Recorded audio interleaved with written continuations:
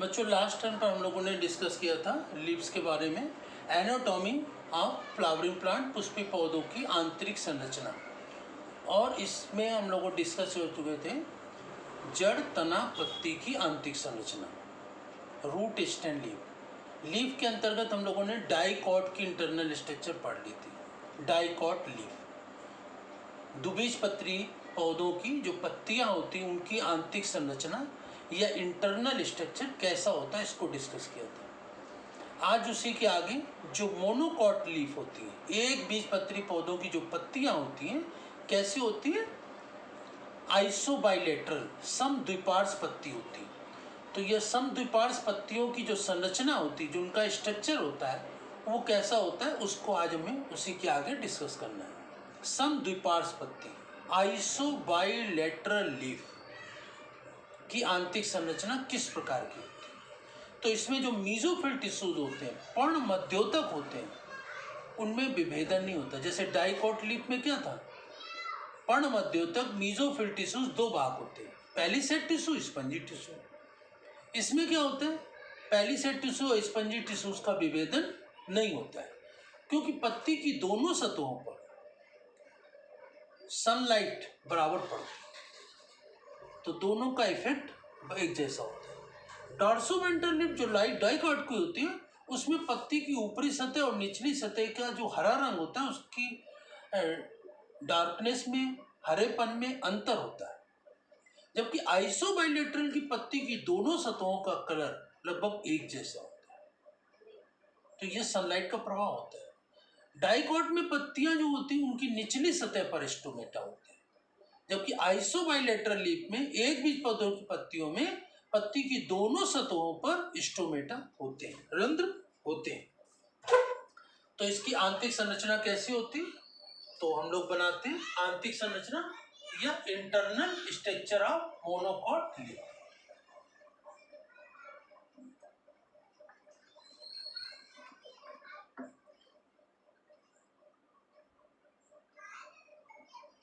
ये इसमें सबसे पहले क्या बनाएंगे, इसकी जो आउटर लेयर होती है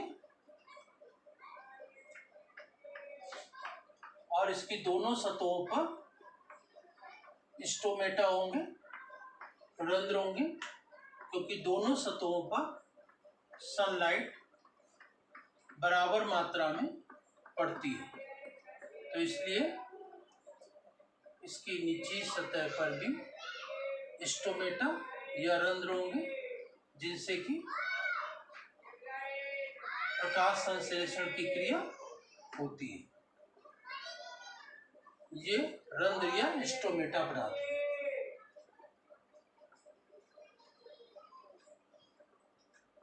रंध्र या स्टोमेटा,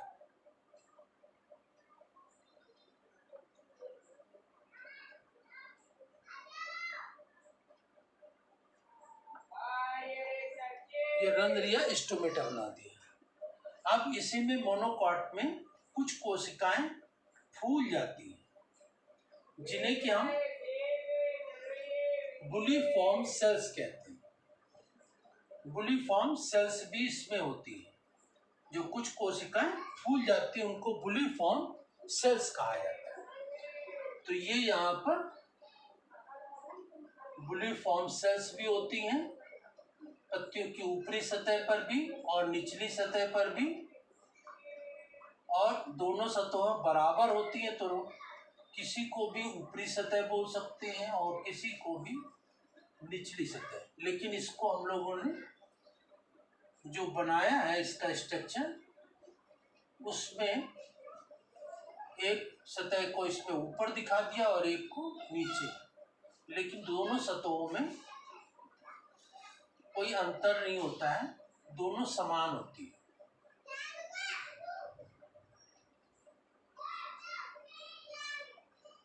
तो इस प्रकार से इसकी जो दोनों सतह होती हैं वो एक जैसी होती है, उनमें कोई डिफरेंस नहीं होता है।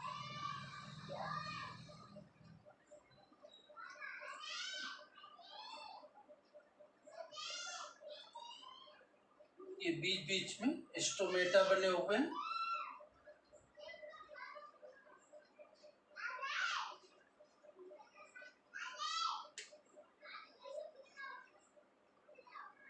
और बीच बीच में ये बुलिफॉर्म सेल्स।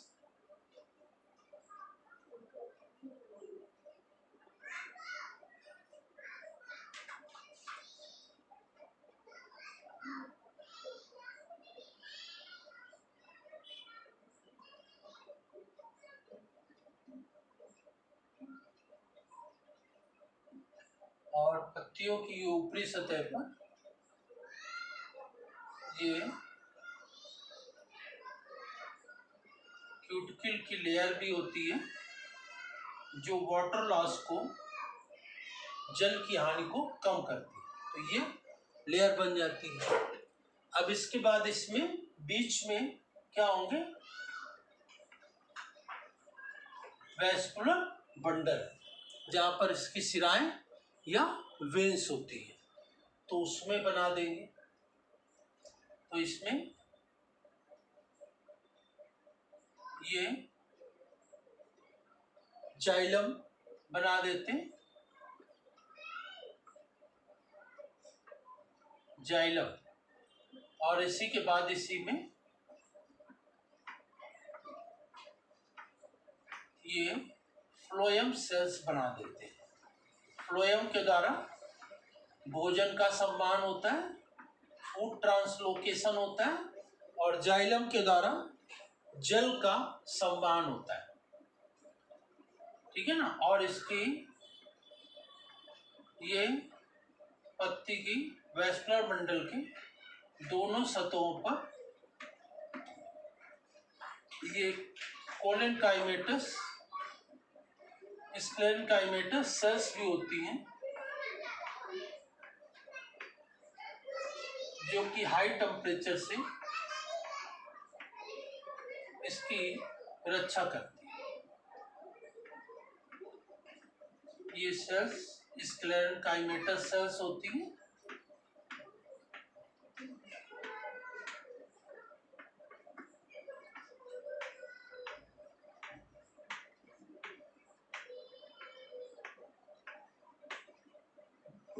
इस प्रकार से इसमें ये जाइलम और फ्लोएम, ठीक है ना, जाइलम और फ्लोएम भी बन गया। ये स्क्लेरेनकाइमेटस सेल्स होती है। और इसके पश्चात इसमें सेल्स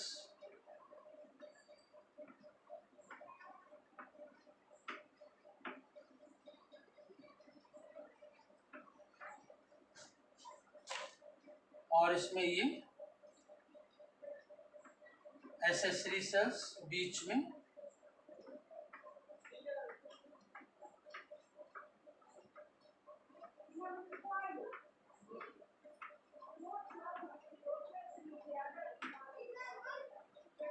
ठीक है ना। और तो इसके पश्चात इसमें बनाते हैं ये पर्णमध्योतक या मीजोफिल टिश्यूज।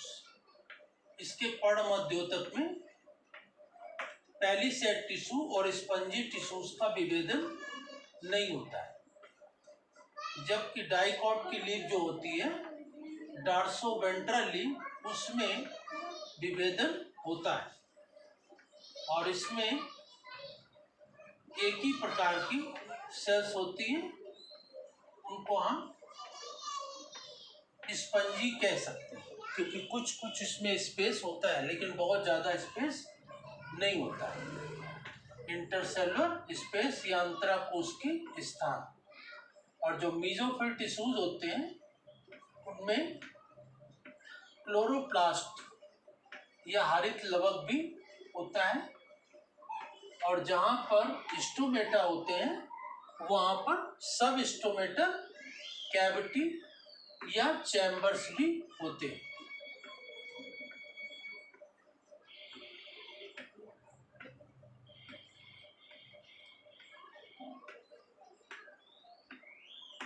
इस प्रकार से ये संरचना बन जाती है किसकी, मोनोकॉट लीफ, एक बीजपत्री पत्ती की, जिसकी दोनों सतहों पर सूर्य का प्रकाश बराबर पड़ता है। इसकी दोनों सतहों पर कुछ कोशिकाएं फूल जाती हैं, जिन्हें बुलिफॉर्म सेल्स कहते हैं, और दोनों सतहों पर स्टोमेटा होते हैं।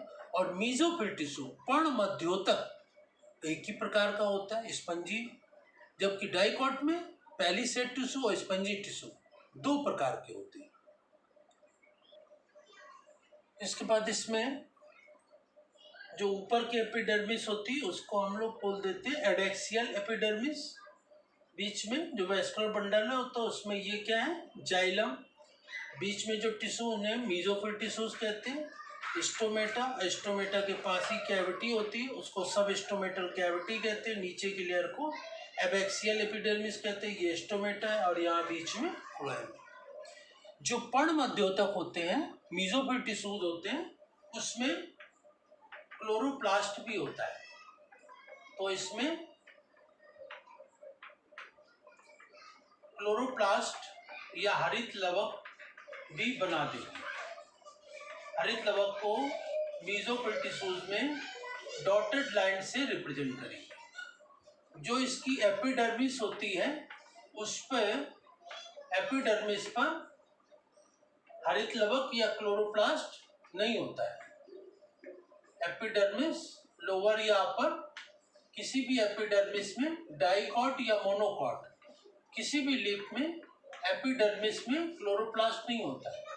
जो मीजोफिल टिश्यूज होते हैं, पैलिसेड टिश्यू या स्पंजी टिश्यू, और मोनोकॉट में केवल स्पंजी टिश्यू, तो इसमें क्लोरोप्लास्ट होता है। और इसी क्लोरोप्लास्ट की सहायता से प्रकाश संश्लेषण या फोटोसिंथेसिस होता है, जिसमें कि भोजन का निर्माण होता है। तो इस प्रकार से ये पर्ण मध्योतक होता है, जाइलम, फ्लोएम और ये वेस्कुलर बंडल, संवहन बंडल। तो ये क्या है, वेस्कुलर बंडल।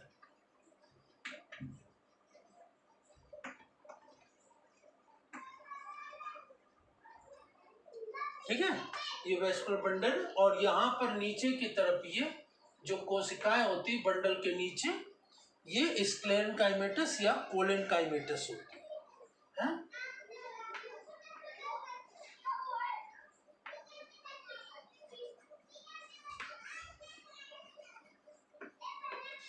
स्क्लेरेनकाइमेटस होती है, स्क्लेरेनकाइमेटस सेल। स्क्लेरेनकाइमेटस सेल्स को दृढ़ ऊतक कहते हैं। देखिए जो यहाँ पर डायग्राम बना रहे हैं उसकी जो लेबलिंग है, नामांकन है, वो इंग्लिश में कर रहे हैं, लेकिन मैंने बता दिया है हिंदी में भी। और इसको डायग्राम को फेयर कॉपी में साइडिंग से बनाएंगे और समझेंगे। तो आज हम लोगों ने पढ़ चुके हैं अभी तक डाइकॉट मोनोकॉट की जड़ें की आंतरिक संरचना, डाइकॉट मोनोकॉट के तने की आंतरिक संरचना, फिर डाइकॉट मोनोकॉट की पत्तियां जो होती है, लीफ होती है, उनमें क्या डिफरेंस, मतलब आंतरिक संरचना कैसी होती है, इंटरनल स्ट्रक्चर कैसा होता है, उसको हम लोगों ने डिस्कस कर लिया। ठीक है ना। अब इसके बाद नेक्स्ट टर्म पर हम लोग इसमें क्या पढ़ेंगे, सेकेंडरी ग्रोथ, द्वितीय वृद्धि, वो टॉपिक रह गया। बाकी इसके टॉपिक इंटरनल स्ट्रक्चर, जड़, तना, पत्ती, रूट, स्टेम, लीफ का समाप्त हो गया। तो ये सभी आप लोग अपनी फेयर कॉपी में साइड एंड से इसका डायग्राम बना लेंगे, समझ लेंगे। कोई प्रॉब्लम हो तो पूछेंगे, ठीक है ना। इसके पश्चात इसके नेक्स्ट टर्न पर क्वेश्चन भी कराएंगे, पहले सेकेंडरी ग्रोथ पढ़ने के बाद। धन्यवाद।